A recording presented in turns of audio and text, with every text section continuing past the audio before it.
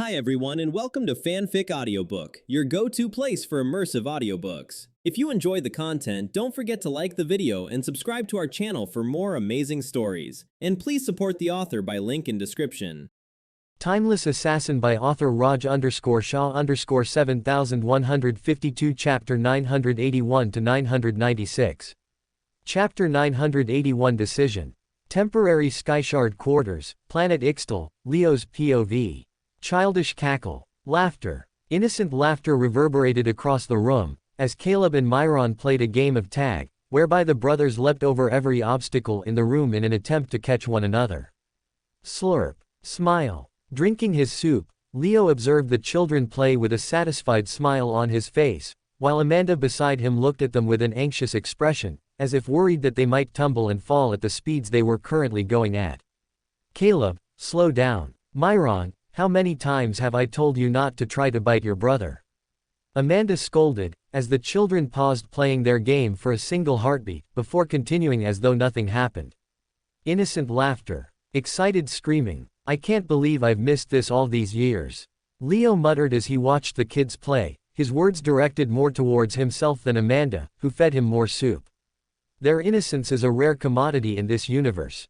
Very soon, they'll grow up and will no longer enjoy simple things like a game of tag. He noted, as Amanda shrugged her shoulders in response, as if trying to imply that such was the way life worked. Well, it's not too late. With you being around more now, you can watch them grow with your own eyes. She said softly, as Leo nodded in quiet agreement.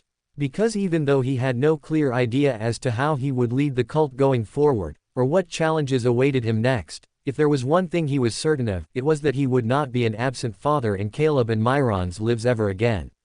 You know, Amanda, looking at them, I feel like I want to try and make this universe a better place. Not just for them, but for their children and their children's children. So that, perhaps, just perhaps, we can protect their innocence a bit longer than what we can with Caleb and Myron. Leo said, as Amanda raised an eyebrow at his words. First let's focus on raising our children, before worrying about our grandchildren and great-grandchildren. Those are events too far in the future. Amanda advised gently, as Leo couldn't help but chuckle at her words. She wasn't wrong, but what she did not realize was that he was weighing far more than just his own path, and whichever road he chose next would shape Caleb and Myron's lives as well. I hope my children don't end up hating one another like Caleb and Soren. I hope their bond stays close and intact, just like mine is with Luke. And that I give them a better platform at life than what I had as an earthling. Leo thought, as he took in another sip of his soup, his mind slowly wandering towards his past meeting with Destiny, and the public broadcast speech he had to hold tomorrow to calm the nerves of the cult. What do I do? Do I try to break the cycle of history? Or do I just live for myself? And let the universe rot the way it wants?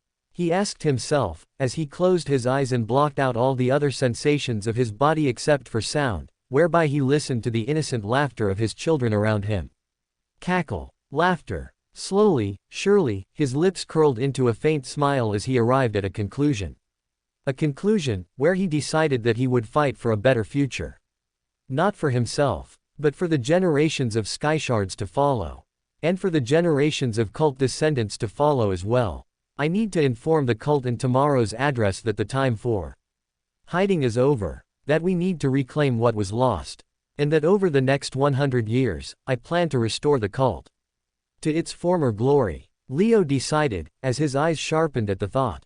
History doesn't change because someone wishes it to. It changes because someone strong enough forces it to. He had seen this truth echoed across eras, across empires that believed themselves eternal until they were dismantled by those willing to go further, endure longer, and shoulder what others refused. The timeless assassin had tried to bend history through restraint, believing wisdom and selective intervention would be enough to guide the universe onto a better path. Soren had tried to survive it through loyalty, anchoring himself to blood and tradition, enduring rather than commanding, convinced that perseverance alone could outlast the storm. While Caleb had tried to seize it through resentment, mistaking grievance for destiny and mistaking entitlement for strength. All three had reached for control in different ways. All three had failed. Good intentions don't survive contact with inevitability. Leo understood that now. History did not reward balance. It devoured it. It did not respect loyalty. It exploited it, and it certainly did not bend to those who sought justification before action. If I want to change the outcome, then I can't imitate any of them. To rewrite history, he could not stand beside it. He had to stand above it. Not as a guide, not as a martyr, but as an authority so absolute that resistance became irrational. The universe doesn't respond to reason, he thought. It responds to pressure. The cult had hidden long enough, reacted long enough, survived long enough. Survival was no longer the objective. Dominance was. An ocean of fire doesn't part for those who negotiate with it. His breathing steadied. The only way to cross it is by drowning.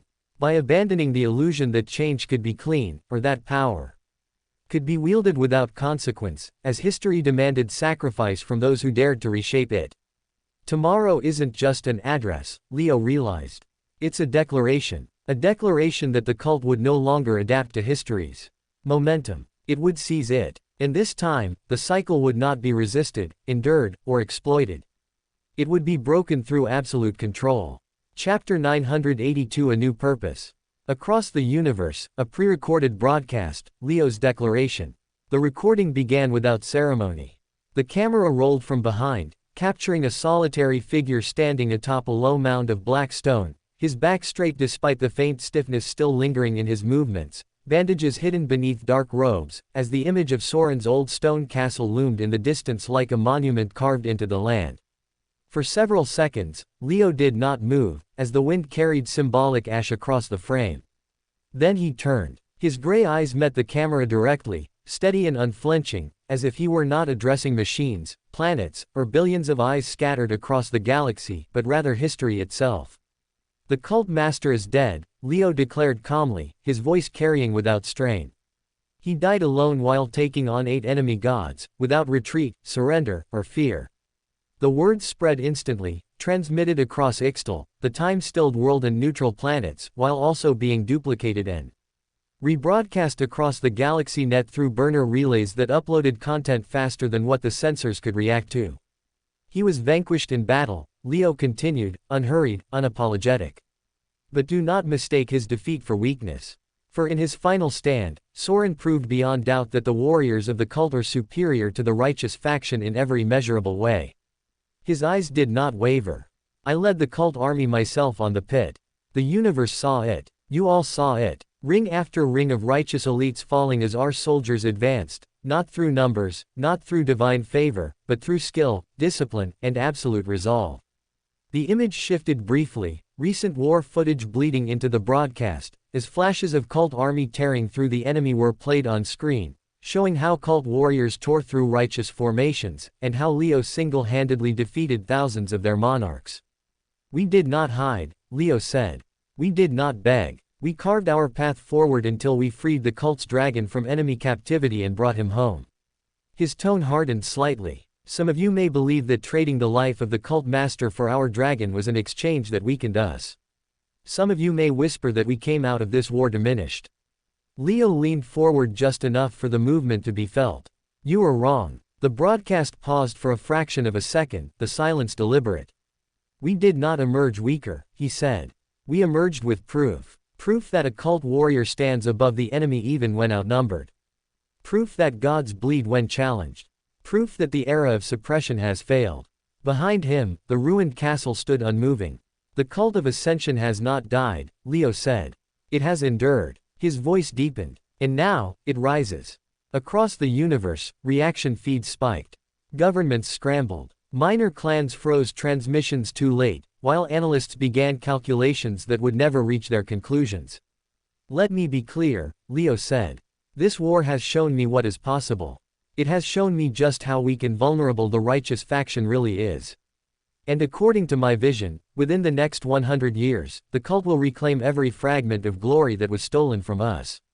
He lifted his chin slightly. So if you choose to follow me, he said. If you dare to believe not in myths, not in prophecy, but in results, then I promise you this. The air seemed to tighten. Within the next 50 years, the cult will control no fewer than 50 planets across the universe. A ripple of disbelief spread. And by the end of the next 100 years, Leo continued evenly, the cult will control more than half of the known universe. There was no roar, no raised fist, only certainty. To the great clans, he said. To the universal government, and to every power that has grown comfortable pretending we no longer exist. His gaze sharpened. I put you all on notice today. The broadcast echoed across all righteous worlds. Stop us if you can, Leo challenged. Stop us if you dare. The wind swept ash past his feet. For Leo Skyshard and the cult under him are coming for every throne, every planet, and every false claim of authority you hold. His voice did not rise. It did not need to. For too long, we have suffered. For too long, we have hidden. For too long, we have survived instead of ruled. He turned slightly, gesturing toward the ruined castle behind him. Soren died so that the rest of us could live beyond fear, Leo said. And it is time we stop mourning fallen leaders and start avenging them. The word avenging carried weight. To the cult, he continued. To the billions of cultists watching this now, wherever you are hiding, wherever you are waiting. Leo stepped closer to the camera. I will not promise peace, he said. I will not promise mercy. And I will not promise a future free of blood. His eyes burned. But I promise you this. The broadcast stabilized, as if the universe itself were listening. Trust in me. Stand with me. And the glory days you were told were lost forever will return within your lifetime. He straightened. This is not a rebellion, he said. This is not a resurgence. A final pause. This is a declaration of a new era. An era greater than the one created by the timeless assassin. The recording ended. And almost instantly, across the time-stilled world, billions of cultists began screaming at once. We are with you. We stand with you, cult master. We are with you. Fists slammed against armor. Weapons were raised skyward. Citizens who had stood motionless moments before now shouted themselves hoarse, tears streaming freely down faces hardened by centuries of suppression. There was no doubt, no hesitation. The grief of Soren's death transformed into resolve, into fury, into belief. As for the first time in generations, the cult did not feel hunted, broken, or uncertain. They felt united. And as the chants echoed endlessly through the time-stilled world, one truth became undeniable. The cult had not only chosen its newest master, but also the path it would take for the next century to come. Chapter 983 The Dragon Empire's Decline. Planet Draconia, Multherax POV. Roughly 1 month after gaining access to Helmuth's body, Multheric finally made his way to Draconia, which was one of the only remaining great dragon planets in the universe, which was ruled by the dragon species alone. THRUMM. FSHHHHH. Multheric descended through the planet's crimson skies in Helmuth's stolen body, the atmosphere trembling as his presence pressed down upon the world like an ancient memory reawakening, as dragon cities carved into mountains and molten valleys stirred beneath him, sensing something they had not felt in thousands of years. A god king had returned. However, unfortunately, the current ruler of Draconia did not understand that, as he foolishly came out of his palace roaring, his eyes locked on Multheric, as he flapped his wings and took to the skies to challenge the ancient god. Begone from my planet, intruder, or you shall feel the wrath of my magic.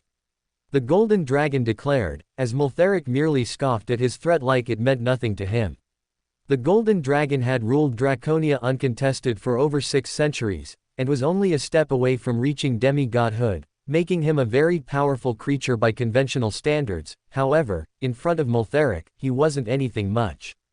As the ancient red dragon merely raised one hand, and snapped his fingers. Snap! Before the golden dragon could even process what had happened, his body detonated mid-breath, scales, bone, blood, and mana exploding outward in a silent, horrifying bloom, as it scattered across the sky like molten stars before raining down upon the capital, as the shockwave flattened spires and sent elder dragons crashing into stone. Crash! Silence followed. A suffocating, reverent silence. O great berserker god Helmuth, why did you kill our king?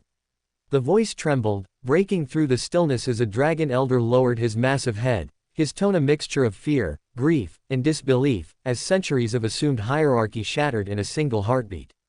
However, Multheric simply turned at the question, his eyes cold and unrecognizing as he said, I am not the berserker god Helmuth, and I shall have the tongue of anyone who calls me that from here onwards.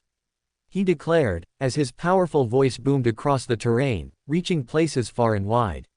I am the terror of galaxies. I am Multheric, the Red Dragon King. The name alone sent a ripple through the gathered dragons. And I killed that imbecile, Multheric continued, his gaze sweeping across the assembly, because of how poorly he governed my kin in my absence. There was no rage in his voice. Only judgment. This planet stagnated. Our species diminished. Our dominion collapsed while you crowned incompetence and called it stability. He looked down at the remains scattered across the city. A ruler who presides over decay is no ruler at all, he said with contempt evident in his voice, as he slowly descended to the dead king's palace, and took it by force as his own. A few days later, within the throne room.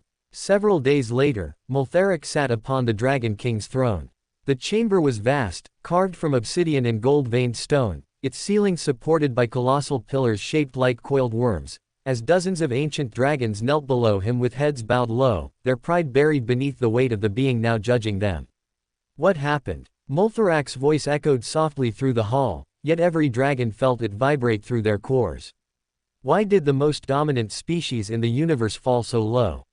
He asked, his gaze drifting across the gathered dragons slowly. It is my understanding that we now control less than 3 planets, and even that is generous, because apart from Draconia, there is not a single world ruled solely by Dragonkind. He leaned forward slightly. Only 3 planets where dragons command more than half the land, Multheric continued. And only 7 planets across the entire universe where dragons still live, breed, and exist naturally. His eyes narrowed. In my prime, we ruled over a quarter of the universe. Silence stretched. So tell me, Multheric said quietly, what went wrong in the 3,000 years following my banishment to the time-stilled realm that reduced my brethren to this? He asked, as an ancient dragon stepped forward slowly, his scales dulled with age, his posture bent not from weakness but from shame. My lord, the dragon began, his voice low and lose land to humans because they were stronger than us. Multheric did not interrupt. We did. We lost, the dragon continued, to the tool called technology. The words lingered. Humans perfected instant communication and safe spatial travel, the elder explained, allowing them to coordinate across worlds, summon reinforcements without delay, and wage war as a unified force, while we remained isolated, powerful yet scattered. He lowered his head further. One-on-one, a dragon fighting a human of equal tier would likely prevail, he admitted. But wars are not fought one-on-one. The hall remained silent. We had no safe means to call our kin across planets in moments of need, while forcing them to travel through the 4th dimension often led to entire legions being lost to the void. The old dragon admitted painfully. We had no single army fighting under the same banner. No information networks. No cohesion. While humans crossed galaxies in massive spatial vessels as if distance itself meant nothing. His claws tightened against the stone floor. We did not lose battles. We lost the race of innovation. He finished, as Multheric absorbed the words with a quiet nod. What else? He asked, as another ancient dragon stepped forward. My lord, he said, his voice heavy, the second reason for our decline was the absence of powerful gods and leaders. Multherac's gaze flickered. After your banishment, the dragon continued, humanity produced gods who claimed dominion over vast territories, and at their height, 14 such beings ruled the universe, until the timeless assassin cut many of them down. A pause. Now half of them remain. He lowered his head. Without you, we simply did not have the capability to control vast amounts of land, as our elite warriors could not be everywhere at once, and with time most of them fell to enemy hands while being outnumbered and outthought. Multheric leaned back slowly, the full picture now becoming clear in his head. Technology and leadership. These were the 2 major reasons that led to the dragon species' decline, and it seemed like the modern dragons were powerless to reverse the flow of decay. So be it, Multheric said in a low and final voice as the explanation finally settled into place. The past no longer mattered. Failure, stagnation, and decay were nothing more than symptoms of a leaderless age, and that age had ended the moment he set foot on Draconia. The dragons had not fallen because they were weak, nor because the universe had turned against them, but because no one had been strong enough to force it to bend. Step Multharic rose from the throne slowly, his eyes looking past the row of bowing underlings, as he thought about how from this day onward, Dragonkind would no longer drift, adapt, or endure, but rather advance. As this time, the universe would not remember dragons as relics of a forgotten era, but as the reckoning that followed it. Chapter 984 The New Cult Master. Leo's Paw, Planet Ixtal. It took Leo over a month to recover enough mobility to handle his day-to-day affairs without feeling completely impaired, and once he did, one of the first meetings he scheduled was a visit to the dragon Aegon Ver, who was undergoing rehabilitation on Ixtal under a separate team of physicians. Groan. Push. For a while, Leo watched Ver's rehabilitation in silence, observing the dragon strain beneath weights that would once have meant nothing to his transcendent body, yet now demanded visible effort, making it clear just how far he still was from reclaiming his former strength. He must have suffered greatly in captivity. Leo thought, as the sight of Ver's weakened, atrophied muscles drove home just how prolonged and cruel that imprisonment must have been to leave him in such a state. All right, Lord Ver, that will be all for today. I'll see you again tomorrow. The physician announced as the session concluded and Leo stepped into the hall. Bo. The physician bowed in respect upon glancing at Leo before withdrawing quietly, as he left Leo and Ver alone in the training hall to speak without interruption. Cuz, Pant, I was wondering when you were going to pay me a visit. Haha, so you finally got time to visit me Ver began, as he visibly beamed ear to ear upon watching Leo walk in. You know, I saw the entirety of your Cult Master Ascension ceremony live. It was quite the affair. Even better than when I was named Dragon. I wish I could have been there, man. But with all the controversy surrounding my name at the moment, I did not want to ruin your big moment. Ver explained, as Leo raised an eyebrow at his words, his expression more amused than angry as he shook his head. The Cult Master Ascension ceremony had indeed been a grandiose event, where Leo officially took over the mantle of the cult roughly 23 days ago. And while all of his close family and friends attended the event, Ver chose not to show up, just because he did not want to ruin the moment by raising unnecessary questions regarding his loyalty to the cult. Well, it's not like I missed you either. My gorgeous wife and cute children were beside me, so it's not like I missed the look of your sorry face. Leo teased back, as Ver laughed an easy laughter. For a moment, he had been worried as to what Leo's sudden visit to him could mean. However, listening to his cousin joke as usual, he felt some of his anxiety being put to ease. So, are you going to ask me the question or not?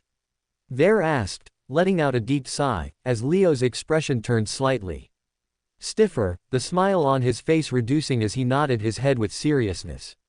Yes, I've been avoiding it for a long time, but I do need to know the truth. Did you actually leak confidential cult secrets? Leo asked, as Ver felt his heart skip a beat at the question. For a moment, the dragon lowered his head in shame, as if too ashamed to even look into Leo's eyes. However, then he looked straight into them, since he also understood that looking away was an admission of guilt, when he did not actually do something wrong. Yes I did, he admitted, as Leo let out a long breath. I did leak cult secrets. However, I did not do it for nothing.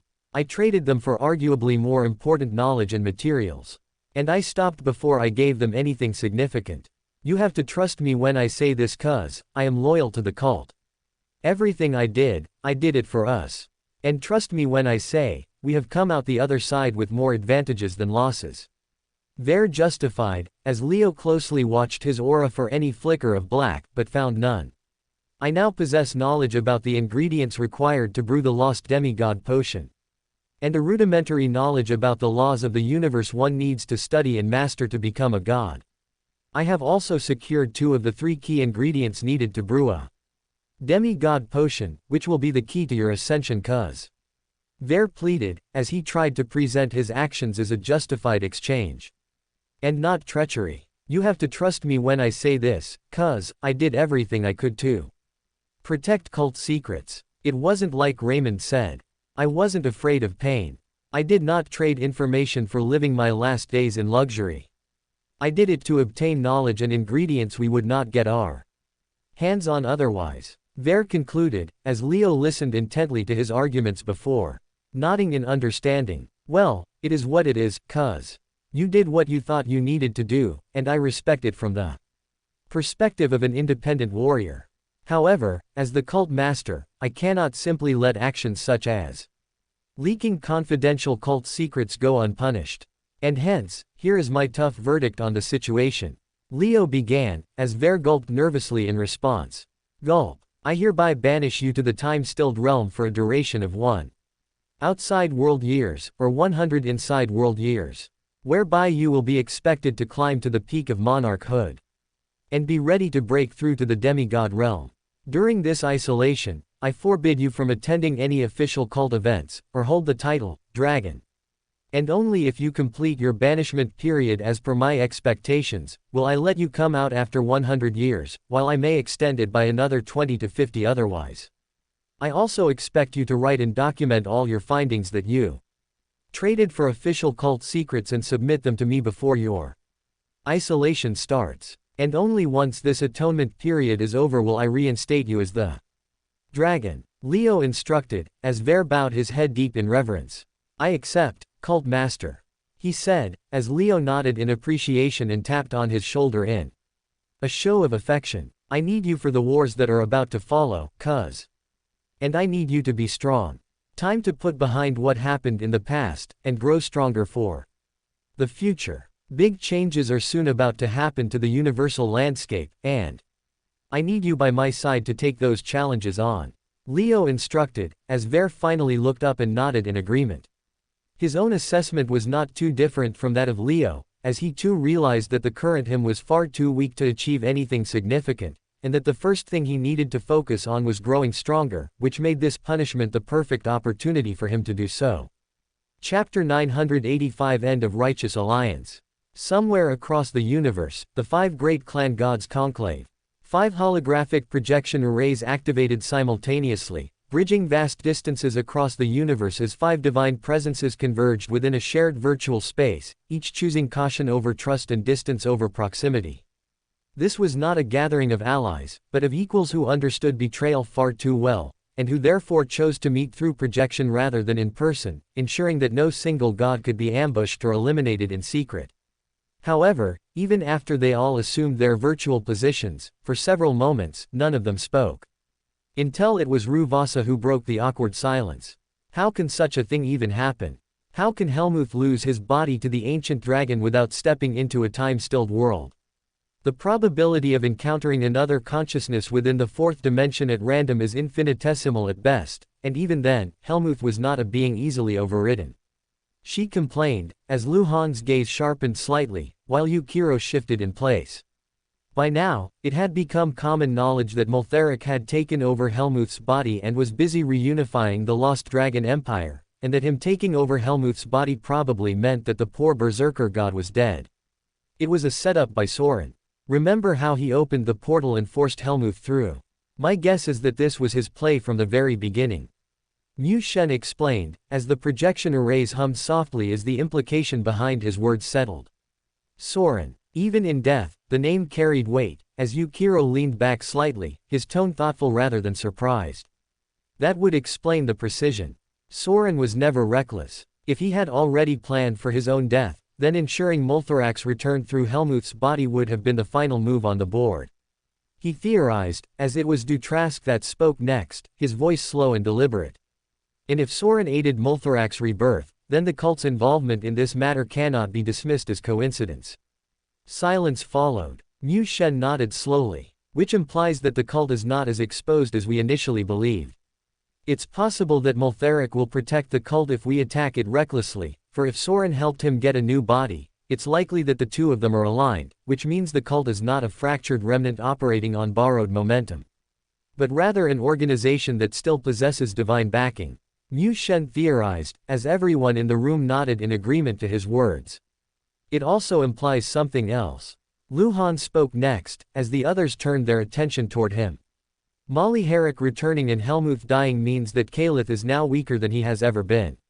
The words landed heavily, as Yukiro exhaled slowly. Morris has chosen his own path. Helmuth is dead, his body stolen and repurposed. While his brother, Soren, is gone. Dutrask's voice followed. And his son is dead as well. The implication did not need explanation. For the first time in history, the eternal sovereign stood alone, which meant that his rule at the top of the universal food chain could finally be toppled. Ru-Vasa's lips curved faintly. If that is the case, then remaining subservient to the universal government no longer serves any purpose. If Kalith is all that remains at its core, then the illusion of unified authority is just that, an illusion. She said, as Yukiro inclined his head in agreement. We tolerated his oversight because Kalith's alliance with Helmuth and Morris demanded it. However, without the two of them to enforce the balance, there is no logic behind the great clans remaining bound to Kalith alone. Yukiro said, as Mu Shen opened his eyes wide at these words. Back at the pit, he was the only god wanting to declare independence, while the others were too scared and cautious to do so. However, now with the death of Helmuth being an almost confirmed phenomenon, the attitude in the room seemed to have shifted. Declaring independence would fracture the universal government overnight. And with Multhorax's return destabilizing the known universe, Kalith will probably be too occupied to intervene in our day-to-day matters. Mu Shen suggested, as Luhan considered his words briefly. The great clans were sovereign once. We governed without oversight, without permission, and without restraint. Perhaps it is time we return to that state. He suggested, as all others nodded in agreement. If we hesitate, others will dictate the terms of the next era. However, if we act now, we can define it instead. Dutrask added next, as another awkward pause followed. However, this time, it was not uncertainty that filled the silence, but rather consensus, as it was Ru-Vasa who spoke next. Then I guess it's decided, we sever our ties with Kalith and the universal government, effective immediately. And we all go into business for ourselves. Allied, but not formally. As the great clans become independent once again. She proposed, as Yukiro nodded in agreement to her words. The great clans will no longer answer to the universal government. The righteous alliance ends today. He said, as every other god started to bang their fists on their throne. In a show of support for his words. THRUMM*THRUMM. We operate independently. Trade, territory, and conflict will be handled internally. Luhan concluded before closing his eyes briefly, as he soaked in the moment of independence after 2,250 years of serving the righteous alliance. And we push back against Kalith if he tries to resist, 5-on-1. Mu Shen suggested, as the projection arrays flickered, as all the great clan gods agreed to follow this common course of action. Swoosh, swoosh. Soon, one after another, the holograms dissolved, as the conclave ended without ceremony, as across the universe, unseen by most, the foundation of the existing order quietly fractured, as the great clans prepared to walk their own paths once more. Welcome to Fanfic Audiobook, your go-to place for immersive audiobooks. If you enjoy the content, don't forget to like the video and subscribe to our channel for more amazing stories. And please support the author by link in description. Chapter 986 Disrespect. A couple days later, the Eternal Garden, Kalith's POV. It wasn't long after Kalith received confirmed news of Helmuth's death that letters arrived from the 5 great clan gods, each bearing their seal and each carrying the same unmistakable intent to sever ties with the righteous alliance. About time, Kalith thought, as although he had anticipated this outcome the moment Helmuth fell, a small and irrational part of him had still hoped it would not unfold so predictably. However, unfortunately for him, it had. So the snakes finally bare their fangs against their master.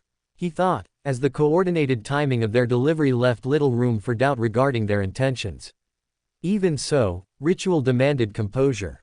And so, without allowing even the faintest ripple of emotion to reach his face, Kalith broke the first seal. Rip. The parchment unfurled smoothly in his hand, the script elegant, respectful, and infuriatingly measured. Respected Eternal Sovereign. It is the belief of the great clans that without Morris and Helmuth to anchor the universal government, the purpose of maintaining such an organization no longer serves the stability it once promised. In light of recent developments, and given that you now shoulder its responsibilities alone, we find it increasingly uncomfortable to remain bound within a structure that no longer reflects balanced authority. Therefore, to relieve you of unnecessary burden, we the great clan gods have collectively decided to withdraw from the righteous alliance, effective immediately. This decision is final. However, out of respect for your position, we will refrain from announcing our departure publicly for 1 month, thereby allowing you time to respond or reposition accordingly. However, our course will not change regardless of counsel or persuasion. Calith's fingers tightened slightly, though his expression remained unchanged as he moved to the next letter. The wording differed, the tone shifted subtly between formal humility and pragmatic reasoning, yet the essence remained identical. Each of the 5 had chosen the same moment. Each had coordinated the same withdrawal. Each had agreed to offer him the same insult. However, amongst all of them, it was Ruvas's letter in particular that infuriated him the most. That being said, we would like to extend an invitation for you to join the alliance of the great clan gods as an equal. Should you accept, you would become the leader of the 6th great clan, and together we may navigate this destabilized era in unity against the emerging threat of the ancient dragon Multheric and the unpredictable ambitions of Morris. We await your response with anticipation. Your old vassal, Ruvasa. For several seconds, the chamber remained silent. Calith read the lines again, slower this time, absorbing not the courtesy of the phrasing but the audacity beneath it. An equal, the eternal sovereign, invited to join, as the 6th. His grip tightened further as faint cracks formed along the edge of the parchment where his fingers pressed too firmly, divine energy bleeding subtly into the fibers. They had measured him. They had assessed his position. They had calculated the loss of Morris, and the death of Helmuth, and they had concluded that he alone was not a match for the 5 of them. Sigh. Calith exhaled slowly. The 5 letters hovered before him in midair as he rose from his seat without haste, his long robes trailing behind him as calm settled over his features like a mask carved from marble. So this is what changing universal order looks like, he murmured quietly to himself, as his palm ignited without flame, causing the letters in front of him to disintegrate on the spot. FWOOSH. Ash formed instantly, the parchment collapsing into gray dust that fell between his fingers as if it had never held words at all. However, before it could touch the ground, it was erased entirely, as for a long moment, Calith stood alone in the vast chamber, the echoes of Vasa's invitation lingering louder than any shout could have. As his anger did not erupt, but instead condensed. And in that compression, something far more dangerous took shape. These fools do not understand who they are meddling with. They believe I am the eternal sovereign only because of the allies I once stood beside, as though Morris and Helmuth were the pillars and I merely the ornament placed between them. However, what they conveniently forget is that I am my father's son as well, and that in my prime even these so-called great clan gods hesitated to face me alone. Calith's voice remained low, yet each word carried the weight of a verdict already passed. Very well, he continued. You wish to abandon my order. You wish to sever yourselves from the structure that granted you legitimacy. Then go. His lips curved faintly, though there was no humor in the gesture. I do not need you. The air in the eternal garden began to tremble as invisible currents gathered around him, the tranquil flora bending away from his presence, as petals wilted at their edges beneath the surge of suppressed divinity. I will find new allies. I will forge a new world order. And when this era is written into the archives of time, it will not speak of the 5 clans who fractured at the first sign of instability. It will speak of the sovereign who endured, he said, as his aura exploded outward. Boom. The once serene garden warped as space itself recoiled, marble pathways cracking in spiderweb patterns while the distant sky above darkened as if reacting instinctively to his fury. For the first time in centuries, Calith did not compress his anger. He allowed it to expand. The past few months had struck deeper than any rebellion in the previous 2 millennia. Morris had turned. Helmuth had fallen. Soren had died. Even his own bloodline had been severed. Each event had chipped away at the illusion of permanence that once surrounded him. And now, even the great clans dared to measure him and find him insufficient. Pant pant. His breathing grew heavier. For even though I am wounded, Calith whispered, as his eyes burned with something ancient and merciless, I am not yet finished. The aura around him intensified further, rising like a storm contained within a mortal frame, as roots tore free from the soil and the tranquil waters of the garden trembled violently beneath the pressure. I will remind them, he said quietly. I will remind them why the universe once feared the eternal sovereign. And as the fury condensed once more into a controlled, razor-thin focus, a silent vow formed within him, not merely to survive this fracture, but to ensure that every betrayal of the past few months would be answered in full. For in his mind, the era of restraint had ended, while the era of reckoning had begun. Chapter 987 Conquest. Planet Du Lohora, Multhorax POV. After seizing Draconia and bending modern Dragonkin to his authority, Multharic moved swiftly to ensure that his return would be remembered as devastation rather than symbolism, as he prepared to carve his name back into the fabric of the universe through fire and blood. There was no prolonged consolidation and no cautious maneuvering, as within days of taking the Draconian throne he assembled a dragon army beneath his command, and tore open a fourth-dimensional portal toward the nearest major human dominion, which happened to be Du Lohora, a resource-rich world governed by the Du clan. FWOOSH. Roar. The portal ruptured open beneath the planet's defensive perimeter, bypassing orbital shields that were calibrated for external assault rather than invasion from within. As dragons poured through the dimensional breach in relentless waves, their wings eclipsing the sky while molten breath washed over fortified districts before the alarm systems could complete a full cycle. Within minutes, planetary defenses buckled. Within half an hour, tens of millions of soldiers lay dead. Alarms blaring, jets scrambling, Du clan fleets launched in fractured formations as commanders attempted to restore order and establish resistance corridors, yet the sky filled too quickly with scales and flame, and cohesion disintegrated before strategy could solidify.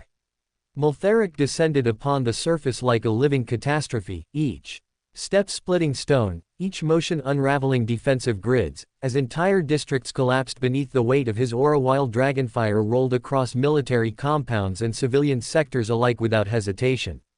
Civilians ran alongside soldiers. It made no difference. To him, they were citizens of a dominion that had expanded while Dragonkin withered, and their prosperity was indictment enough. The Dragon King has returned.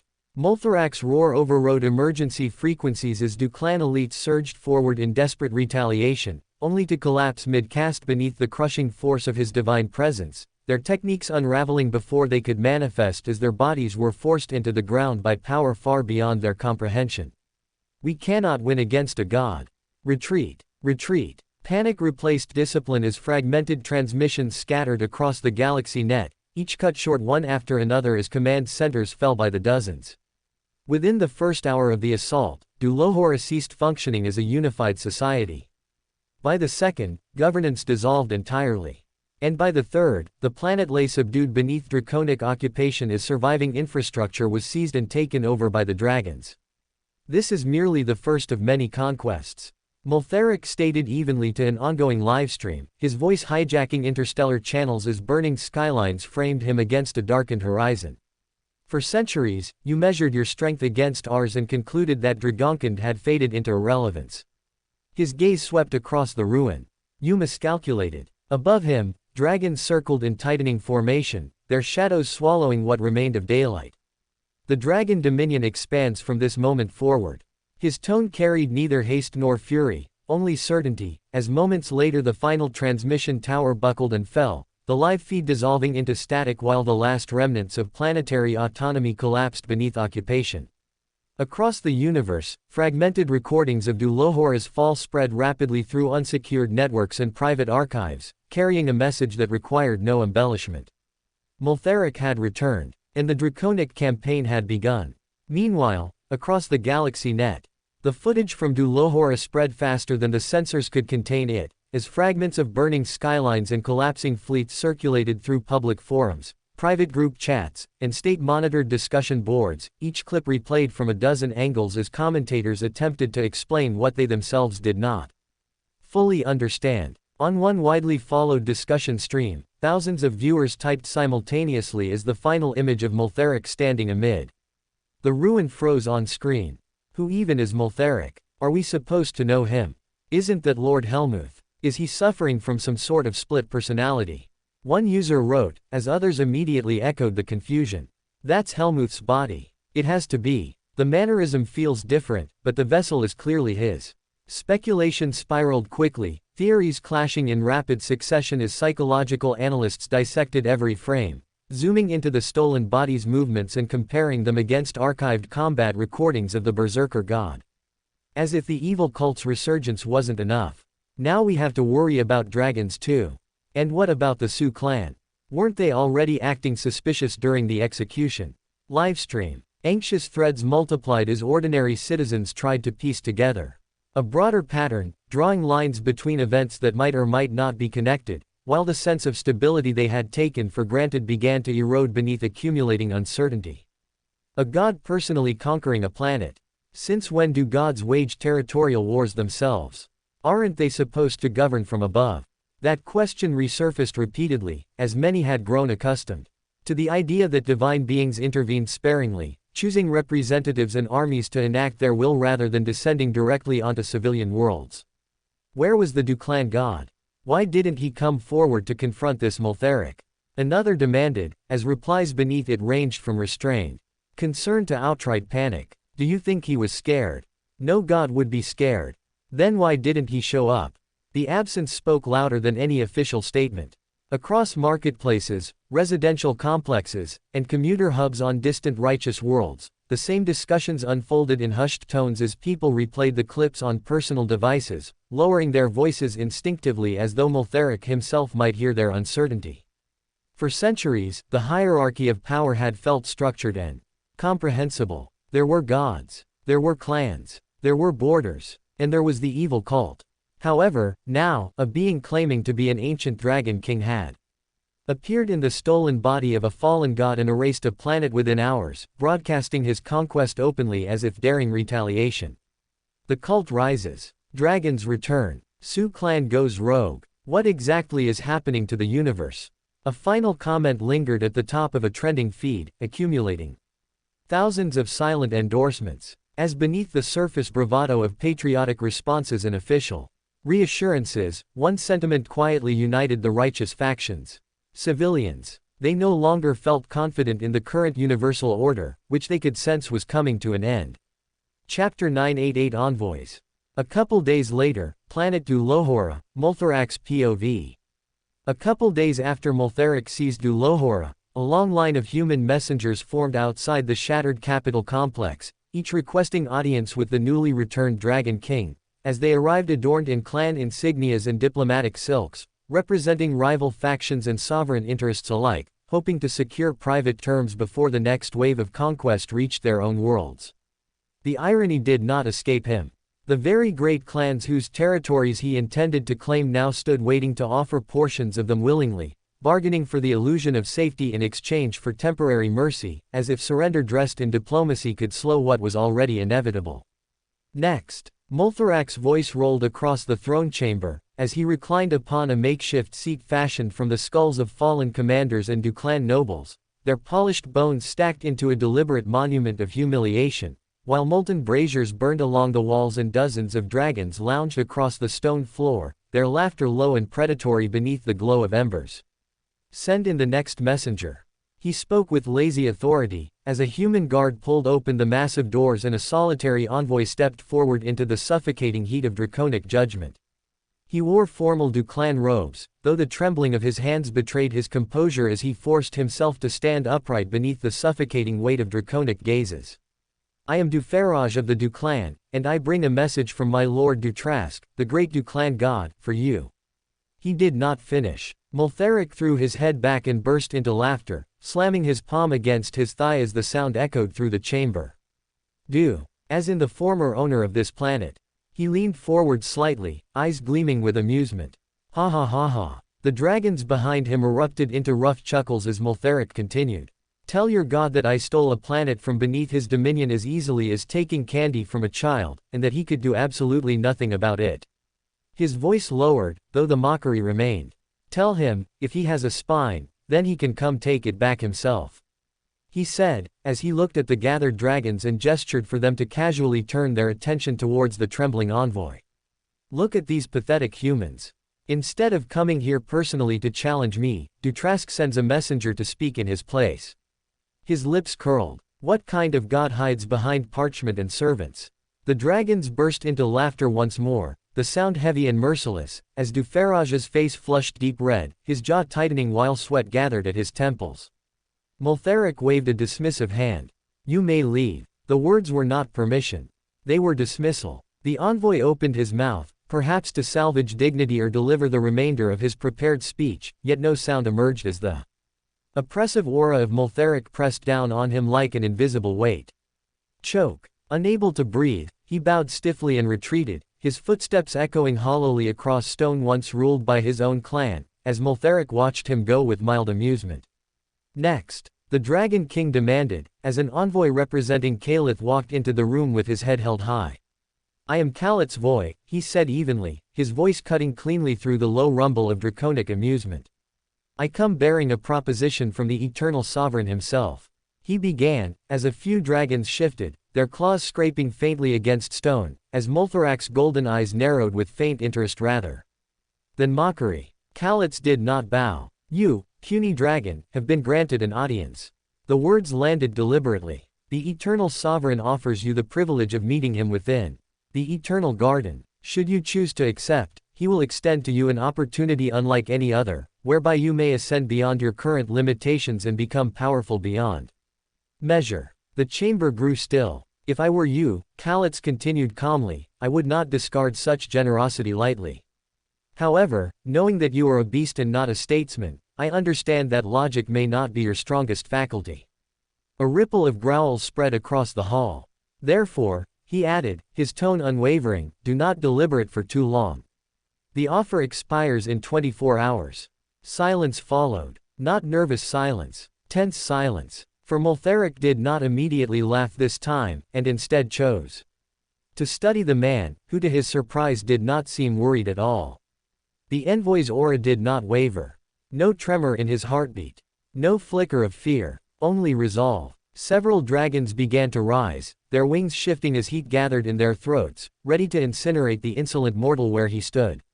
However, Multharic raised a single finger in protest, forcing them to stop, as Kalith reached calmly into his robe and pulled out a small vial.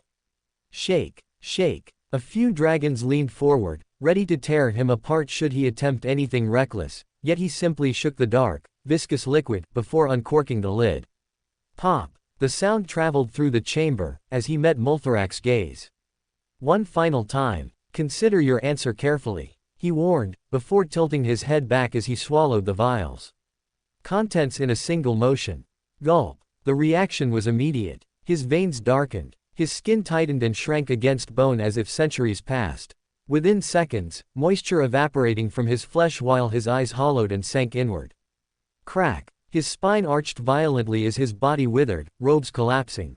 Around him his muscles disintegrated and skin shriveled into parchment-thin husk. Within moments, the man who had spoken so boldly stood reduced to a dried shell, his lifeless form collapsing forward onto the stone floor with a brittle thud, as absolute silence engulfed the throne room. No scream, no plea, no hesitation. He had delivered his message. And chosen his death, leaving the gathered dragons utterly speechless. What the hell? One of them said, as Multharic remained seated, his expression unreadable as he observed the husk lying before him, the faint scent of alchemical decay lingering in the air, as he processed the events that had just taken place. A mortal had insulted him to his face, delivered an ultimatum, then denied him the satisfaction of execution, in what was a bizarre event to say the least. Chapter 989 Respect Lost. 20 hours later, the Eternal Garden, Multharac's POV. Multharic descended into the Eternal Garden alone, unafraid that it might be a trap or an ambush, as he landed upon Kalith's domain without a care in the world, his boots touching down lightly upon smooth stone while his immense aura remained compressed beneath Helmuth's borrowed flesh. He did not move at once. Instead, he stood where he had landed and took in the Eternal Garden in silence, his sharp eyes scanning the layered terraces, the calm streams cutting quiet paths through trimmed greenery, and the tall trees placed with deliberate care rather than wild abandon. Nothing in the garden felt accidental. The beauty was restrained and measured, as though every stone, every patch of grass, and every stretch of open sky had been shaped by a ruler who valued control and balance above excess, and who had spent centuries refining his domain into something that reflected quiet authority rather than loud dominance. Multharic pursed his lips faintly as he took in the harmony of stone, water, and sky, and a slow nod followed, unforced and genuine, as appreciation settled within him in spite of himself. You know, for a man who calls himself the eternal sovereign, you do have a taste that matches it. I could live in a place like this for the next 2,000 years easily. Multharic appreciated, as Caliph inclined his head humbly in response. It's my honor that a being as ancient as you finds my abode desirable. He replied, as with a quiet lift of his hand, the stone near Multharic shifted and rose from the earth in a smooth motion, forming into a seat of solid gray rock whose surface refined itself as it settled, polished by unseen forces until it reflected faint traces of the sky above. A moment later, Caliph shaped one for himself as well, ensuring it stood at the exact same height, a gesture subtle yet deliberate, conveying parity without needing to speak it aloud. Multharac's golden eyes lingered on the symmetry before he lowered himself into the seat with relaxed confidence, leaning back as if he had stepped into a council chamber rather than the private sanctum of a sovereign many still feared to challenge. So, Multharic began thoughtfully, his gaze drifting once more across the tranquil expanse before returning to Caliph. You invite me into your garden, offer me equal footing, and promise an opportunity beyond measure. A faint smile touched his lips as curiosity sharpened behind his eyes. I assume this meeting concerns something greater than landscaping, he said, as Caliph nodded in agreement. First of all, thank you for accepting my invitation, Great Dragon. I've been humbled by your presence, he said, as Multharic nodded in acknowledgement. Secondly, yes, I have not invited you here to talk about landscaping, but rather the division of power in the universe. My proposal is simple. The great clan gods are weak. Nor do any of them possess an origin metal weapon. Which means, if you and I, the two of us band together, we can take them out one after another and absorb their territories for ourselves. He began, as Multharac's golden eyes sparkled with interest at his words. If you agree, I can promise you that within the next century, we will control at least half the universe between the two of us. And that within the next 3 centuries, the other gods will either be subservient to us, or dead. While the two of us rule this universe as supremes. Caliph proposed, as Multharic listened to his offer intently. So what do you say, Great Dragon? Are you with me, or not? Caliph asked, as Multharic let out a deep sigh, the ancient dragon's expression disappointed as though he expected something more from Caliph. Well, son, Multharic began, as he dropped calling Caliph the eternal sovereign the moment he lost respect for him, as he started to call him son. Instead, you see, I'm a being much older than you. In fact, I was much older than your father as well. However, in all my years as a beast king, I never quite met a warrior quite like your father, which is why I was so curious to meet you, his son, who happens to be a god as well. However, now that I met you, and now that I finally had the chance to talk to you, all that I can say is, I'm really disappointed by what I see.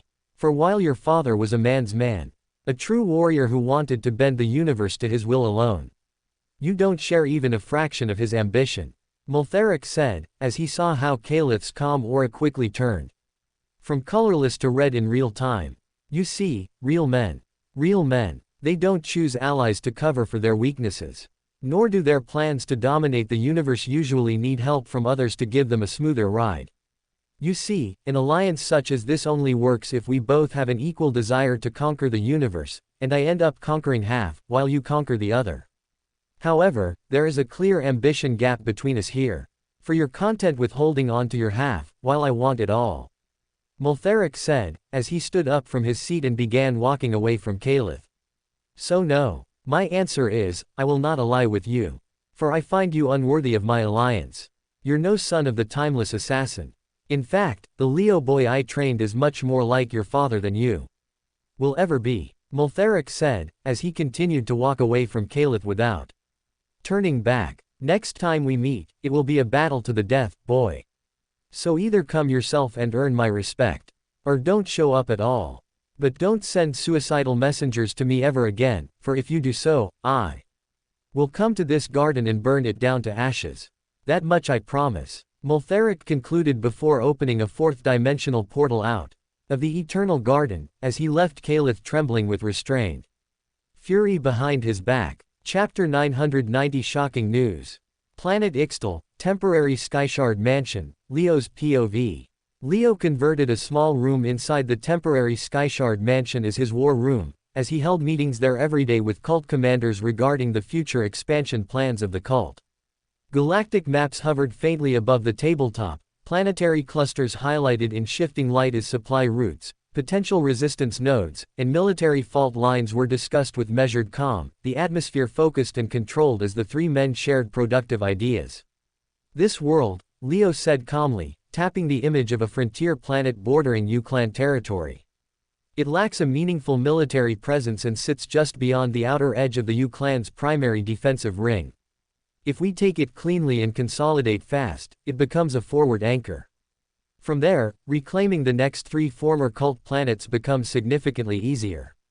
Commander Anderson Silva inclined his head, eyes fixed on the projection as he evaluated the positioning. "It would function as a stabilizing stronghold, my lord," he replied. "With that planet secured, we gain mobility in this quadrant and ensure our forces are never operating without a nearby fallback or reinforcement point." Mickey James folded his arms as the star map rotated slowly above them. "I agree with the approach," he said after a moment. "But once we conquer it, we will need to station a cult commander there permanently, along with a dedicated unit to maintain order and deter retaliation." His gaze shifted toward Leo. "Over time, that kind of deployment reduces our offensive flexibility. We are still rebuilding. Our number of commanders is limited, and we do not have a god standing openly behind us. Expanding too quickly could stretch our forces thin and leave multiple worlds exposed if pressure comes from more than one direction." Mickey added as Leo gave a faint nod, his gaze remaining fixed on the rotating starfield as he weighed both symbolism and sustainability, understanding that the first planet they seized would not merely expand territory, but define the tone of everything that followed. "Knock knock." All three men glanced up. Chaosbringer's voice followed from outside. "Apologies for interrupting, my lord, however this is urgent."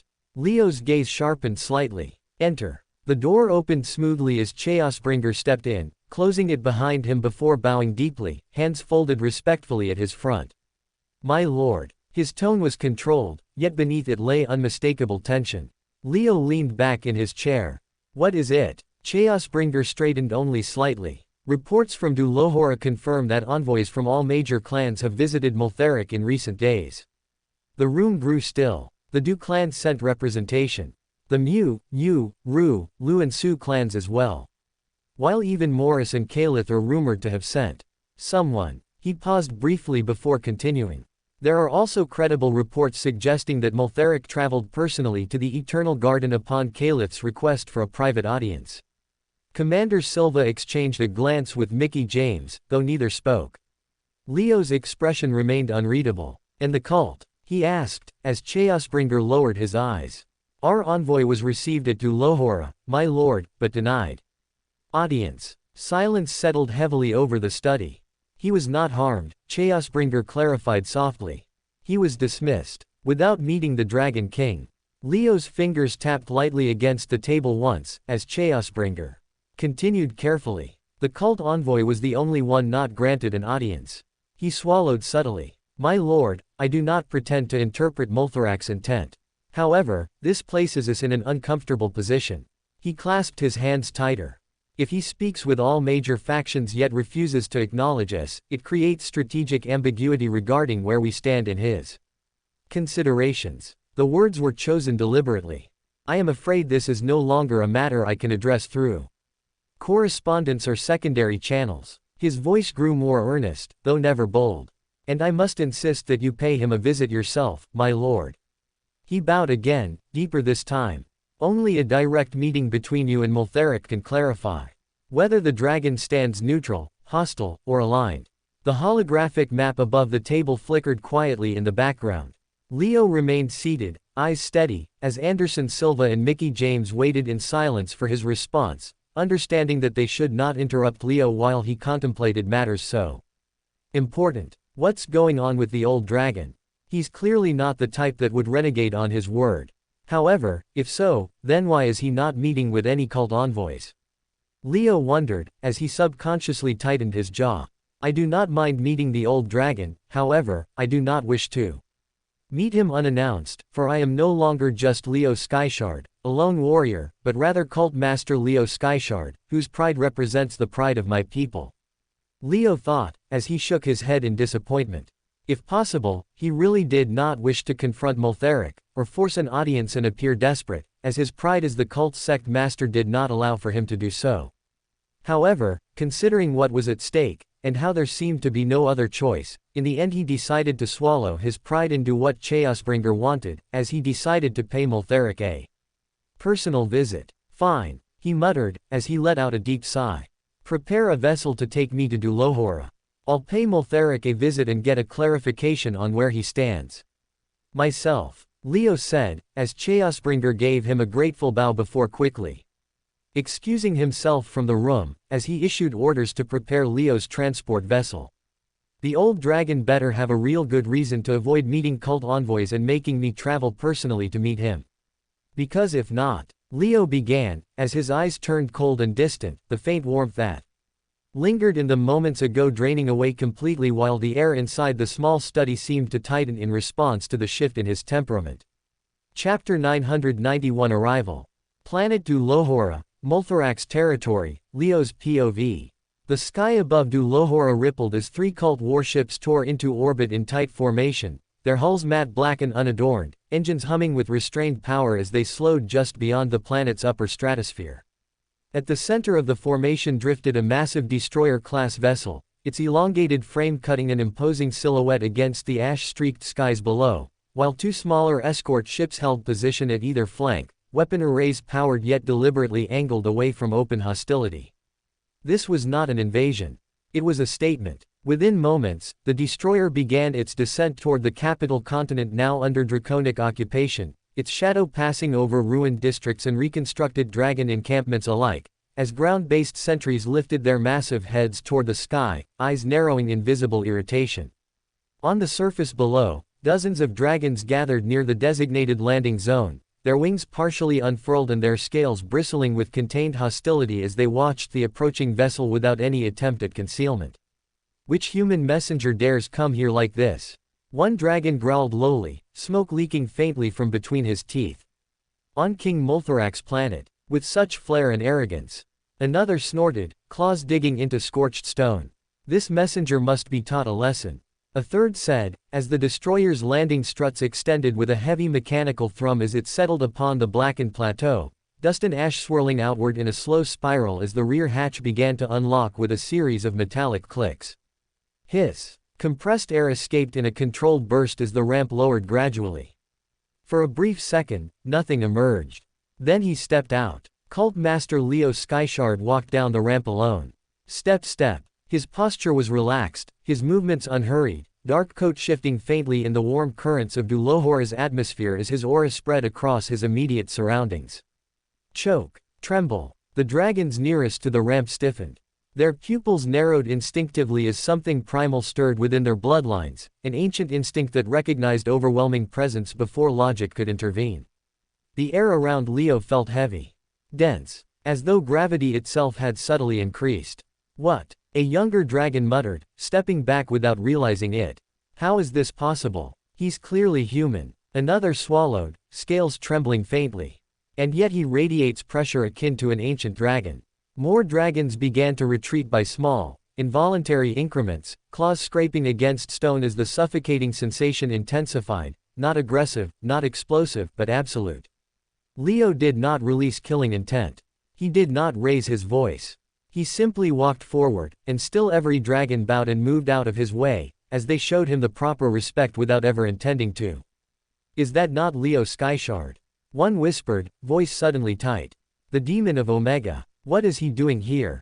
The murmurs spread quickly through the gathered ranks as awe replaced irritation and hostility curdled into something far less comfortable. For once they recognized Leo, they realized that he was no mere envoy or negotiator, but rather the newly crowned cult master of the Cult of Ascension, and the man who had killed Raymond on the pit. Lord Skyshard, why are you here? One of them asked, as Leo turned towards him and said, I'm here to see my master, King Multheric. Meanwhile, within the throne room, Multhorac's POV. My king, Cult Master Leo Skyshard is requesting an audience to see you. Should we allow him in? The underling's voice carried through the throne chamber, edged with unease as several dragons shifted restlessly at the entrance. Within the dragon community, Leo Skyshard was an infamous name, for he was known to often be accompanied by an ancient swamp frog for a pet, that made many dragons feel uncomfortable. Oh, Multheric mused, as he leaned back against the spine-carved armrest of his throne, one clawed finger tapping lazily against polished bone as a slow chuckle escaped him.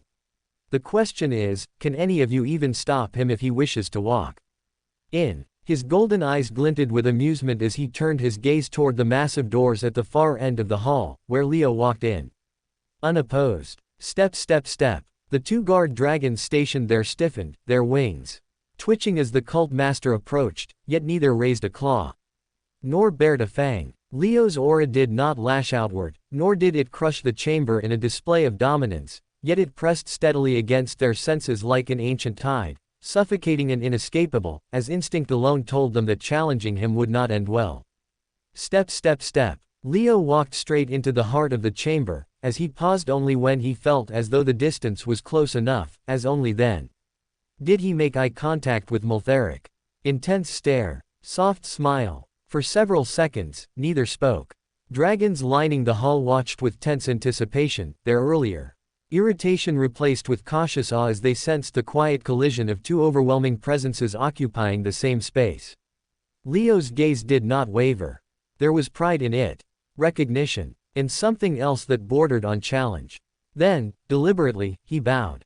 Not deeply, not submissively, but with measured acknowledgement. It's good to see you outside your prison, old dragon.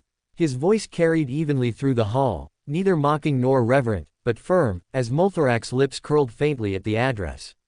It is all thanks to you and Soren, boy. He replied, tone almost conversational as he studied Leo openly, no hostility hidden behind the scrutiny, only interest. Leo straightened slowly, and while he held Multherac's gaze, he allowed his senses to extend carefully, probing the Dragon King's aura for any instability, any flicker of deception, any residue of resentment tied to his resurrection. Only to find none, as the energy before him felt stable. I'm glad you remember who helped set you free. And I also hope you remember the promise you made to me before I made this plan, Leo said, as he cut straight to the chase and reminded Multheric of the pact the two of them had made back in the time-stilled world. Chapter 992 Debt Repaid. For several long seconds, Multheric said nothing. He simply regarded Leo with steady, ancient eyes, weighing the intent behind his words as silence stretched between them, before a low rumble escaped his chest and deepened into a slow, measured laugh that rolled through the chamber like distant thunder. Draconic chuckle. After being imprisoned for so long, he began evenly, his voice carrying the weight of centuries, I understand the price of freedom better than most beings in this universe. His gaze remained locked onto Leo's. And for the role you played in returning that freedom to me, I will always acknowledge it. That debt is real, and it will not be forgotten. He said with a warmth in his tone, however, that warmth did not linger for long, as it soon cooled into a chilly warning. But understand this clearly, boy. Multheric leaned back slightly, the faintest edge entering his voice. The Dragon King has never stood at another's beck and call, and he never will. The air in the chamber grew heavier, as dragons along the walls shifted uneasily beneath the shift in atmosphere. If you expect me to rush to the cult's defense at the first sign of danger, or to answer your summons as though I were one of your commanders, then you misunderstand the nature of what I am. His golden eyes hardened. I will move when it suits me to move. I will intervene when it aligns with my interests. And if fate decrees that you fall before that moment arrives, perhaps I will avenge you afterward. There was no cruelty in his tone. Only clarity. I am not Soren, Multheric continued calmly. The cult is not my creation, nor my responsibility. He tilted his head slightly. I respect you. I may even call you an ally, should our paths continue to align. A faint smile touched his lips. But I am your friend at best, Leo Skyshard. Never your servant. The smile faded. And I would advise you to remember that distinction, before pride tempts you to test it. He warned as Leo smiled at his words. It wasn't that Leo did not understand the nature of what Multheric was, or that he expected him to be ready to protect the cult whenever the cult needed him. However, what he did understand was far more troubling. Multherac's stance meant uncertainty. It meant that in a moment of true crisis, the cult could not rely on the Dragon King with absolute confidence. If intervention depended on personal interest rather than shared obligation, then any calculation involving him became unstable. He was neither adversary nor shield, but something far more dangerous in military alliances and independent variable. Leo could not build a future on, perhaps. He could not promise his followers security while leaning on a force that might arrive late, or not at all. And yet, he did not retreat. Instead, his smile deepened slightly. Of course I understand all this very well, Dragon King, Leo replied. Evenly. Which is why I am not here to extract a promise of protection. His eyes sharpened, but rather to inform you of my future course of action. A faint ripple of interest moved through the hall. You see, I have promised my cult that within this century, I will reclaim every lost cult planet. His voice remained calm, and perhaps claim a few more. There was no bravado in his tone. No exaggeration, only intent. I came here to tell you that I intend to keep that promise. He held Molthorak's gaze without flinching. And if your draconic empire wishes to avoid conflict with me, then I would advise you to leave cult planets untouched.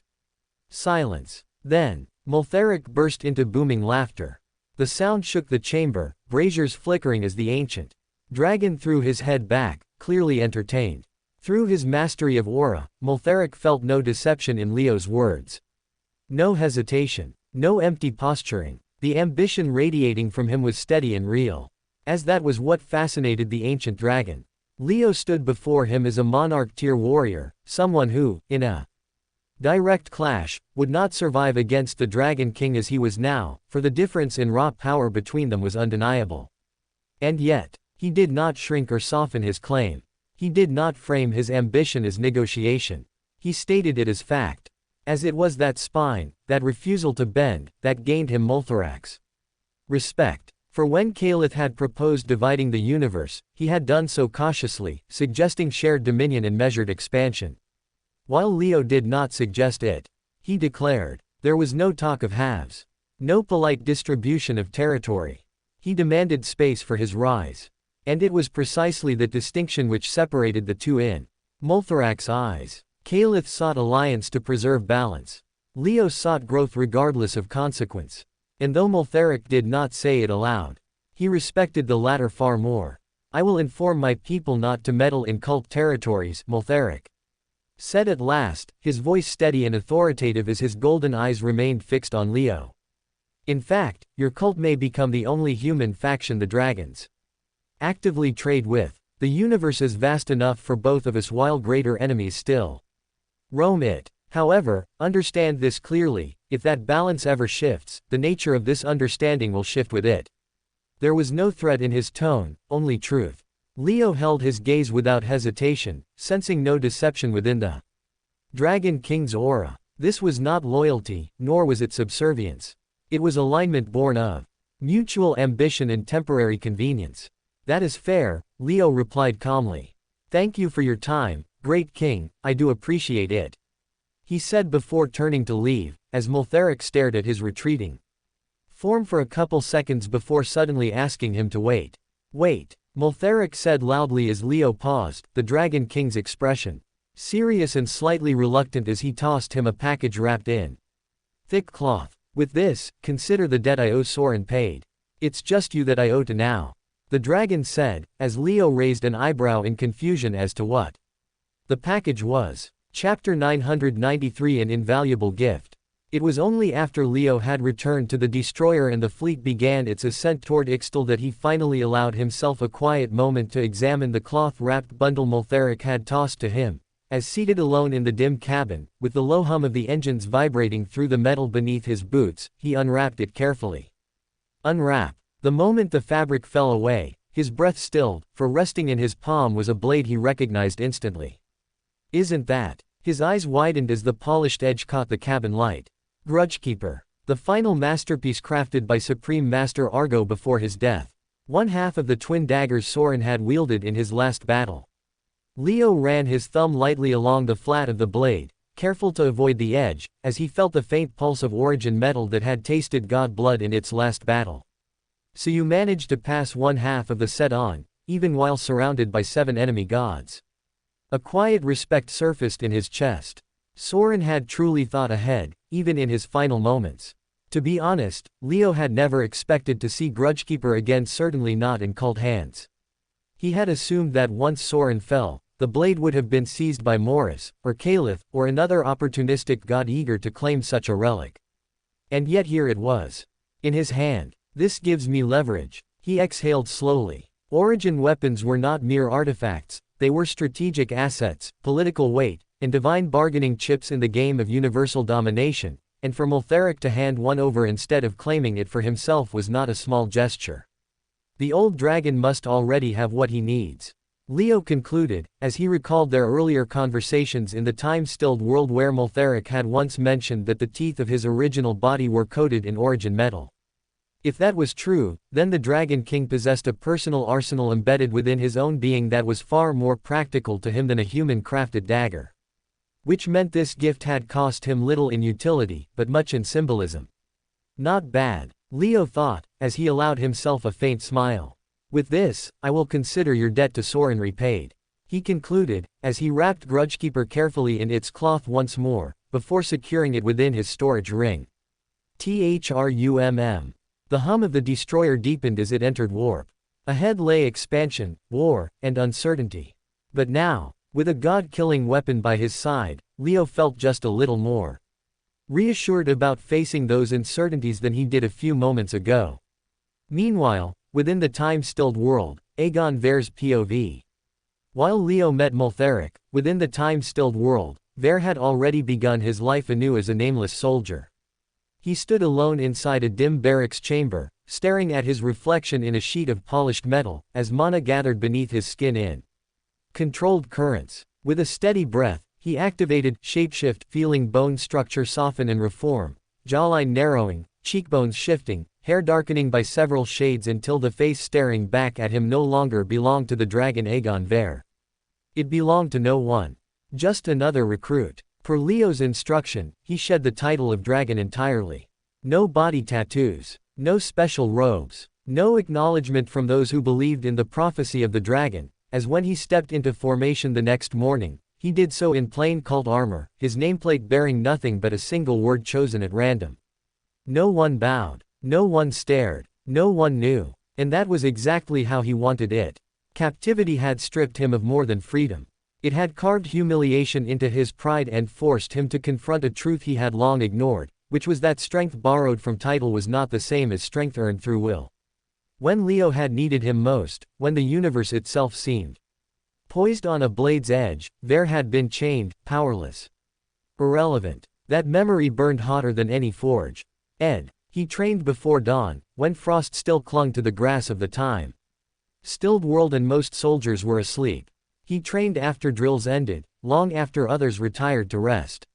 He sparred until his knuckles split and mana pathways trembled under strain, and he ran circuits across uneven terrain until his lungs felt aflame and his vision blurred at the edges. He did not pace himself. He did not calculate comfort. Every spare moment became fuel. In the training grounds, he was not Dragon Aegon Ver. He was a soldier whose strikes were sharp but not yet sharp enough, whose footwork was precise but not yet lethal enough, whose mana control improved daily yet still fell short of monarch perfection. And that infuriated him. When exhaustion forced him to his knees, he forced himself back up. When instructors dismissed the session, he remained behind, repeating drills in silence.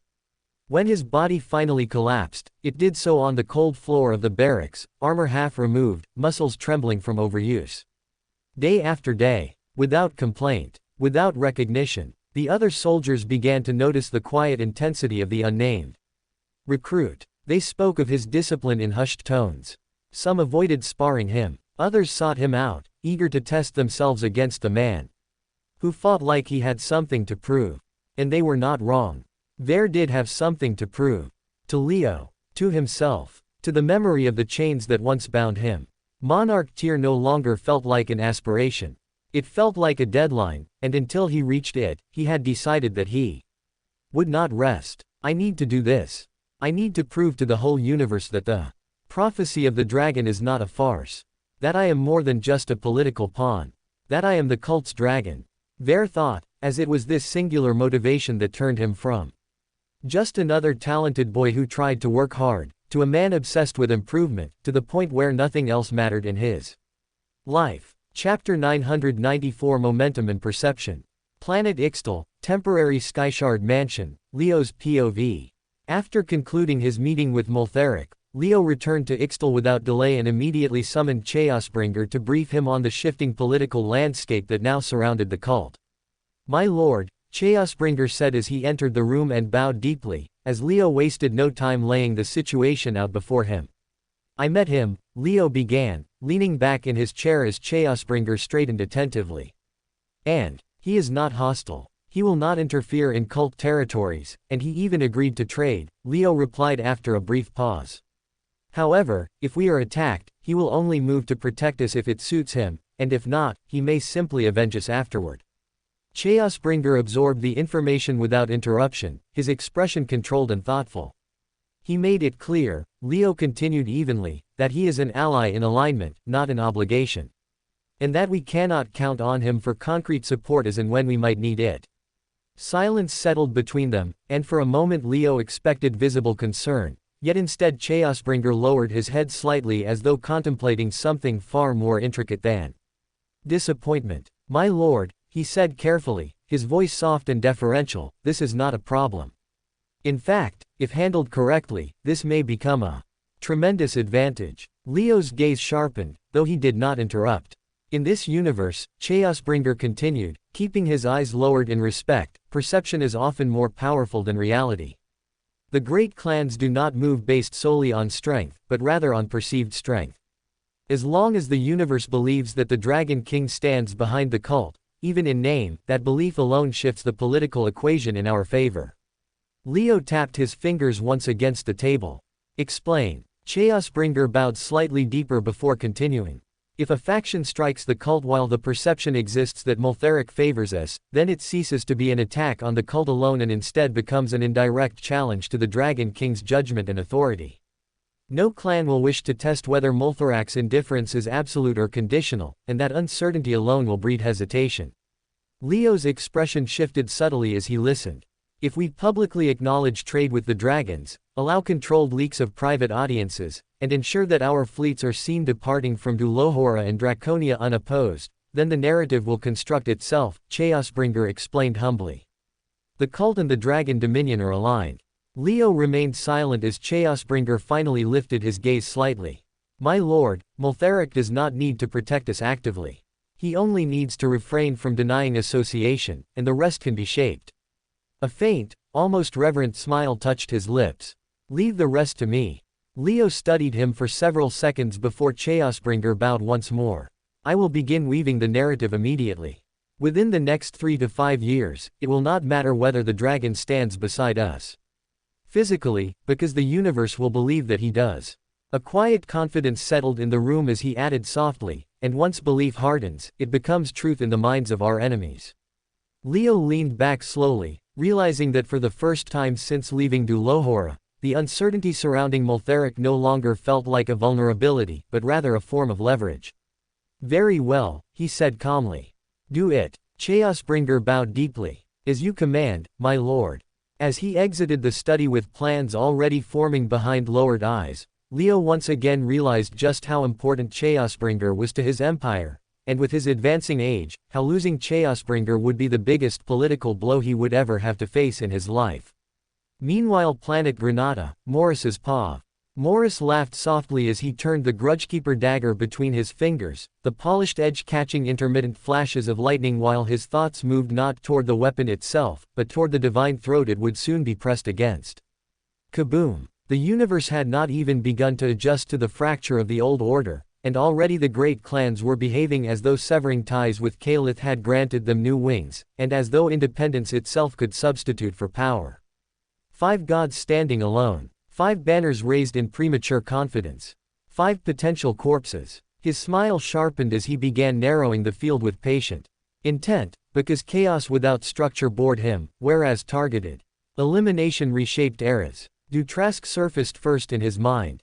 Owner of Dulohora, humiliated publicly by Moltheric, forced to watch his dominion crumble without the strength to reclaim it. That kind of wound festered.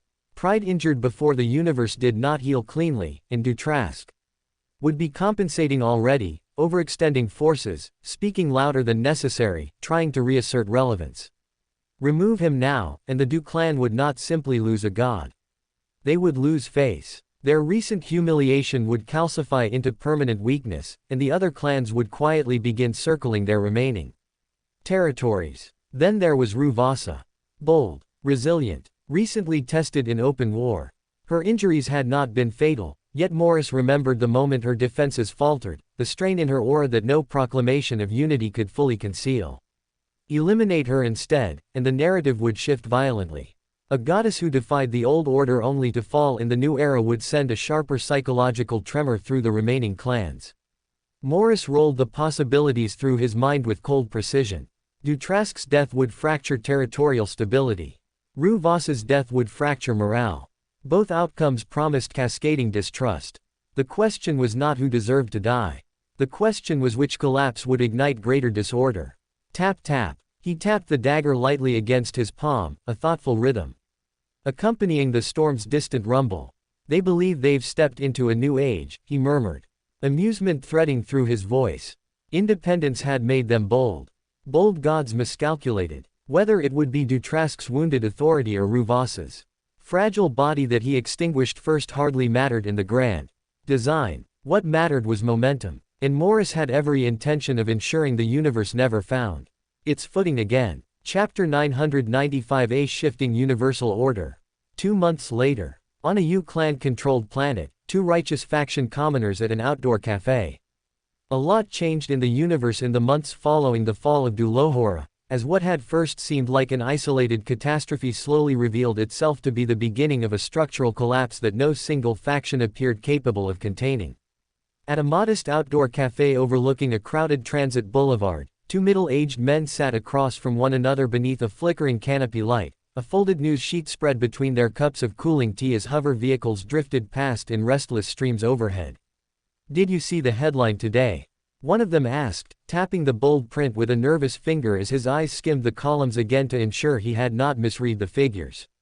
"Looks like the cult captured their second planet in the last 2 months, while Dragon King Multharic and his forces have taken 5 in the same period.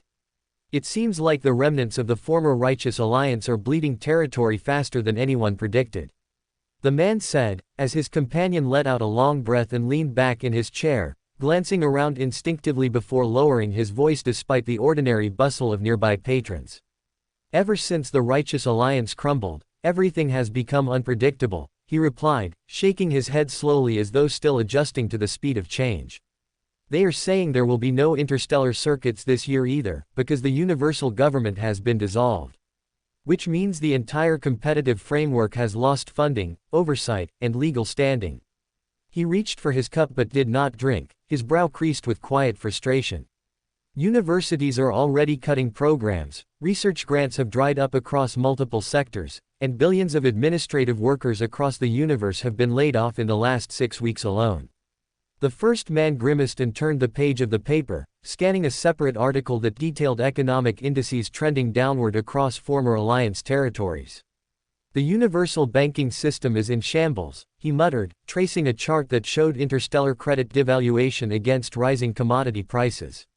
"Centralized import and export policies have collapsed, so every great clan is now drafting its own independent trade regulations, and merchants are drowning in new compliance demands that change week by week."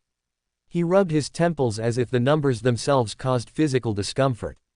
"My friend runs a mid-level interstellar shipping business, and he had to shut it down because he cannot navigate 5 separate tariff systems while also worrying about whether a dragon fleet might claim the shipping lane tomorrow." His companion nodded grimly, glancing at a passing news drone that projected holographic headlines above the street. "The uncertainty is killing confidence," he said quietly, his tone reflecting something heavier than mere inconvenience. "With the cult and the Dragon Dominion both expanding openly, nobody wants to take any risks anymore. The old authority structure no longer exists to moderate disputes and there are no guarantees left, which is shaking investor confidence, since investors hate nothing more than unpredictability." He leaned forward slightly, lowering his voice further as the conversation drifted into more sensitive territory. And it is not only economics, because without the universal government to enforce inter-clan accountability, the great clans have grown bolder in ways that make ordinary people nervous. The first man nodded immediately, his expression tightening with recognition. I have noticed that too, he replied, glancing at a group of well-dressed youths bearing prominent clan insignias as they strode confidently down the boulevard. Anyone with the surname Du, Mu, Ru, Lu, or Yu suddenly carries weight that feels unchecked, and local authorities hesitate before disciplining them, even for major infractions. He exhaled slowly, staring at the headline again as if hoping it might change. It feels like we traded centralized oversight for decentralized dominance, and now each great clan acts like a miniature sovereign without higher review. His companion gave a humorless laugh and folded the paper shut. Merchants are already relocating to neutral systems where governance is lighter but at least predictable, he said, watching as a pair of armored transports roared overhead in tight formation. Even mid-tier investors are diversifying away from righteous territories because if a great clan scion takes offense to something trivial, there is no longer a universal tribunal to appeal to. He drummed his fingers lightly against the table, his thoughts clearly unsettled. I also heard that multiple industrial planets are experiencing labor strikes because workers feel abandoned after the execution livestream incident, especially since many invited VIPs were there. Organization heads. The first man's eyes widened slightly, recalling the chaos of that broadcast and the cascading consequences that followed. There is a protest movement forming on at least 3 core manufacturing worlds, he said, lowering his voice as though repeating something confidential. The ship production division on Xandar has paused output pending funding reassessment, and the Advanced Weapons Research Facility on Daramida suspended development cycles because oversight committees no longer exist to authorize large-scale expenditures. He sighed heavily, staring down at the faint condensation forming around his cup. We lost a lot of good men in that war, and not just soldiers but engineers, analysts, and policymakers who understood how to keep the machine running smoothly. His companion nodded slowly, his gaze drifting toward the distant skyline where holographic advertisements flickered erratically in the afternoon haze. It is strange, he murmured, almost to himself, because for centuries the Righteous Alliance felt immovable, like the structure of reality itself, and now within 2 months it feels like we are living inside a provisional draft of history. He glanced back at the paper, where fresh territory shifts were charted in bold ink. The cult grows steadily but selectively, while Multheric expands with brutal clarity, and the great clans scramble to consolidate their own borders while pretending everything remains under control. The first man let out a soft breath, watching pedestrians weave between cafe tables as though nothing monumental had changed. Do you think this settles into a new balance? He asked quietly, searching his companion's face for reassurance. Or are we only in the opening stages of something worse? The other man hesitated before answering, his gaze thoughtful and troubled in equal measure. I think we are watching the birth of a new universal order, he replied. Carefully, choosing each word with caution. And birth is never gentle, especially when the midwives are dragons. Cult masters, and ambitious clan gods. He leaned back in his chair as a gust of wind rustled the edge of the abandoned newspaper. For ordinary people like us, survival now depends less on loyalty and more on adaptability, because the banners above us are shifting faster than we can memorize their colors. The first man followed his gaze toward the distant sky, where trade routes once tightly regulated now flickered with sporadic traffic and uncertain destinations. It feels like we are standing between eras, he said softly, almost wistfully. The old system is gone, and the new one has not fully taken shape. Around them, the cafe remained busy, the boulevard alive with routine commerce and casual laughter, yet beneath that everyday rhythm lingered an unspoken awareness that the universe had tilted. 2 months had been enough to fracture certainty. What came next would decide whether that fracture hardened into a stable seam or widened into something far more catastrophic. Chapter 996 The Constant Pursuit of Strength. Planet Ixtal, Temporary Skyshard Mansion, Leo's POV. Leo sat quietly beneath the shaded terrace of the skyside mansion, his gaze fixed on the training courtyard where his elder son Caleb stood with a wooden practice dagger clutched tightly in small, determined hands.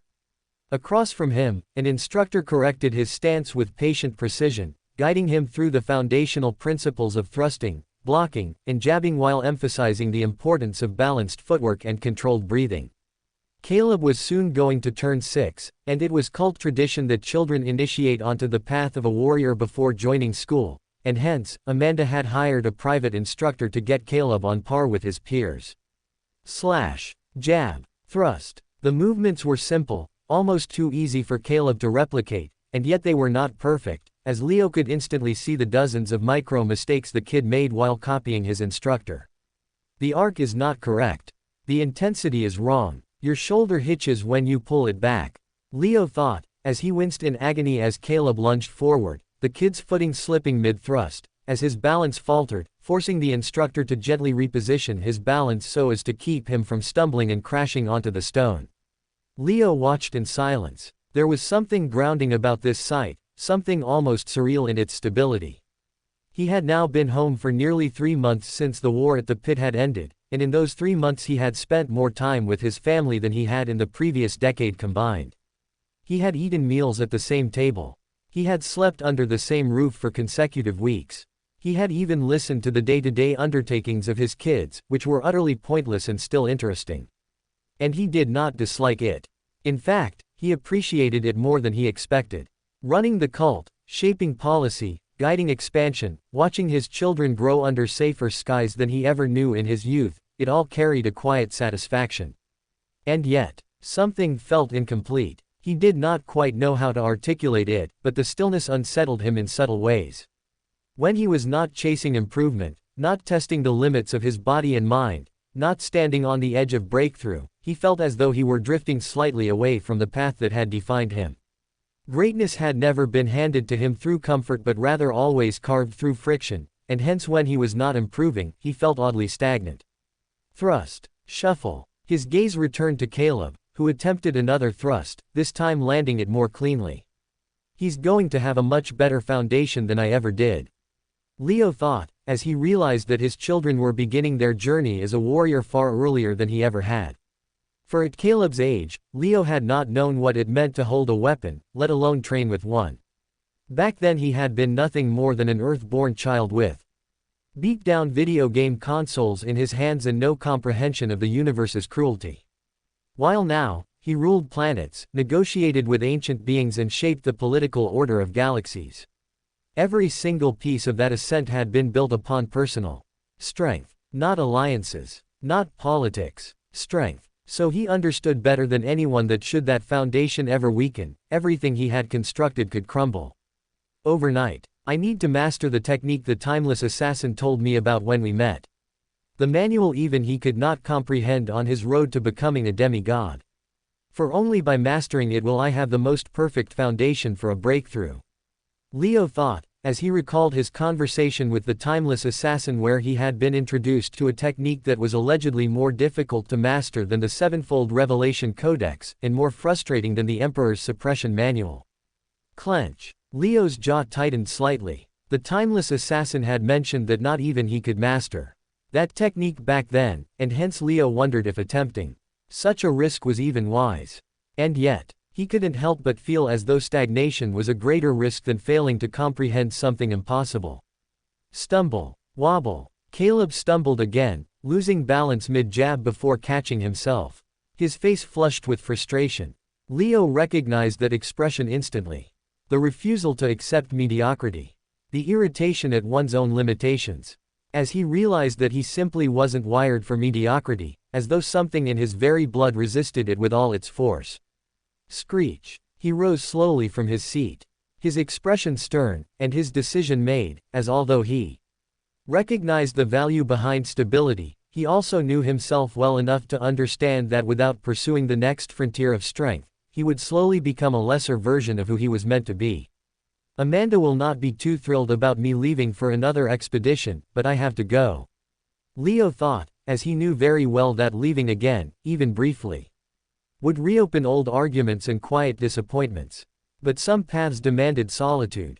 Some growth required isolation. The half-written manual still existed, hidden at the remote coordinates the timeless assassin had once entrusted to him. A fragment of something unfinished.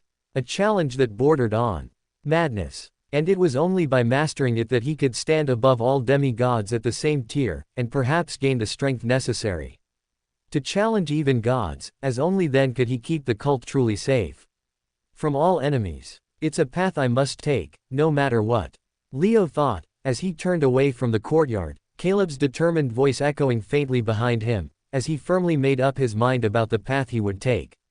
Within the coming week, he would leave Ixtal. He would retrieve the manual. And he would begin preparing himself for the next stage of ascension. Because without the strength to protect everything he was building, it would always be nothing more than a sand castle. For more thrilling fanfiction stories like this, check out my channel Fanfic Audiobook. Dive into epic adventures, mysterious realms, and legendary journeys brought to life through immersive storytelling. Don't forget to like, share, and subscribe for more amazing audiobooks.